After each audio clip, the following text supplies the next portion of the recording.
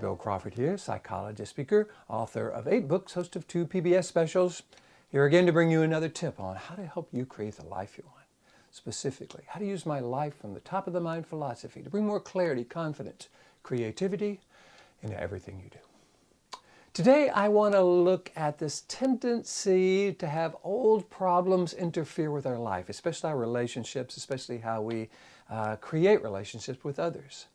There's a quote that I found on Pinterest and I kind of adapted. It says, "Unless we heal our wounds from the past, we'll bleed all over people who didn't cut us."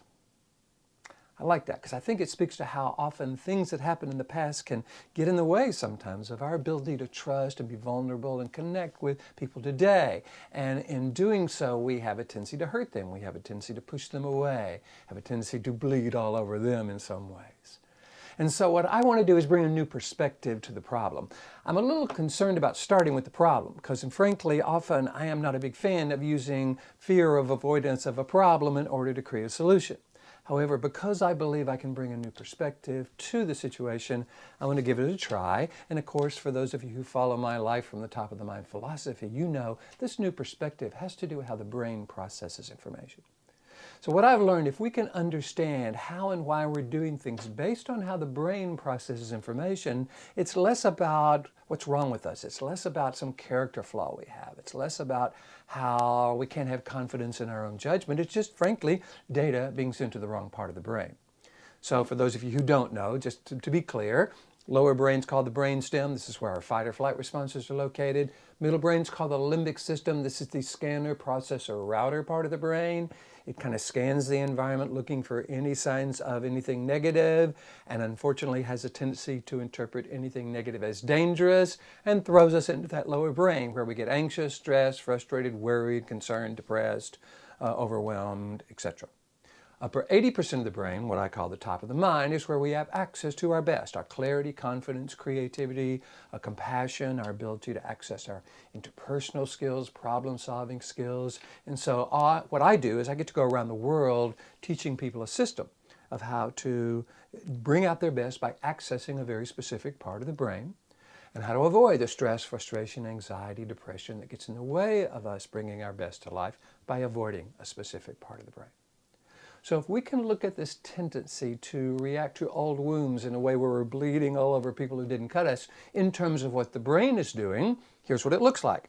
Our limbic system has taken some trauma, some negative experience in the past, and thinks it's keeping us safe by bringing that up over and over and over and over again.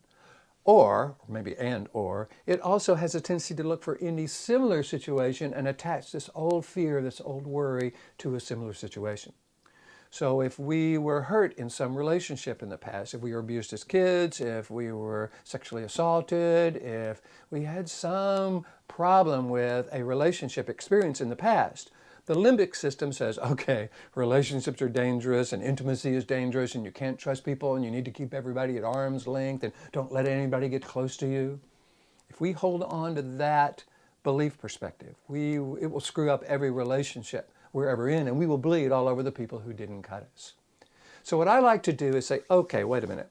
If my anxiety, my frustration, my lack of ability to trust, my tendency to hurt those that I love the most, if that is really kind of just data being sent to the wrong part of the brain, how can I influence that? What I like to do is show people how to actually retrain, reprogram this scanner, processor, router part of the brain, the middle part of the brain called the limbic system.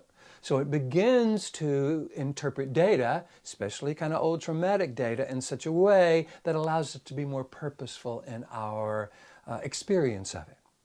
There are 4 questions I always encourage people to ask themselves when they find themselves feeling stressed, anxious, frustrated, worried, traumatized, and to find out if it's behavior or a feeling they need to trust. The question is, number 1, have I chosen this on purpose? Number 2, is it really helping me create the life I want? Is it working for me? Number 3, is this how I want to be defined? And my favorite, number 4, would I teach or recommend this to someone I love? Because I think most of the time when we find ourselves feeling stressed, angry, frustrated, depressed, overwhelmed, worried, we'll go, no, I'm not doing this on purpose. It's really not working for me. It's not how I want to be defined, and no, I would never teach or recommend that to someone I love.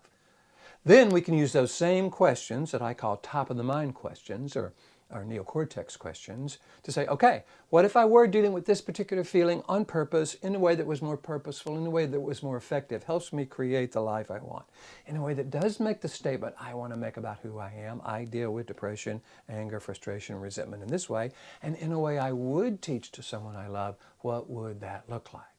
And that has us beginning to not just try to avoid the problem. I've got to stop being anxious, stop being so depressed, stop really hurting the people around me, because we don't really want to use stress and worry and fear to deal with stress and worry and fear, okay? We don't want to use the energy of the problem to create a solution. But if we say, okay, who am I at my best? Are there times when I'm confident and compassionate and caring and kind? If so, I want to bring those to my relationships.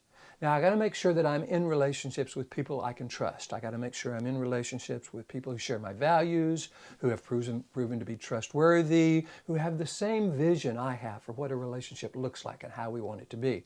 Because those are the people I can trust. Those are the people I can get close to. Those are the people I can become vulnerable with. So if we do that, if we're accessing this upper 80% of the brain, not only are we not bleeding all over people who didn't cut us, we are doing what James Taylor calls showering the people we love with love. Show them the way that we feel. My hope is this is valuable. I love bringing these videos to you. If you like them, please hit the like button. You know how YouTube, Pinterest, Facebook, LinkedIn, all these folks love it when you like it. Share it with your friends if you feel it's valuable. Subscribe to the YouTube channel. I post one of these almost every week, so feel free to subscribe. You'll get a notice. Follow me on Facebook. Connect with me on LinkedIn. I'm on all the social medias in a way to make sure that I'm bringing my best thoughts to you and those you love. So in the future, I'm looking forward to seeing you. And in the future, and here's to you, bringing more clarity, confidence, creativity into everything you do. And I look forward to seeing you in the next video.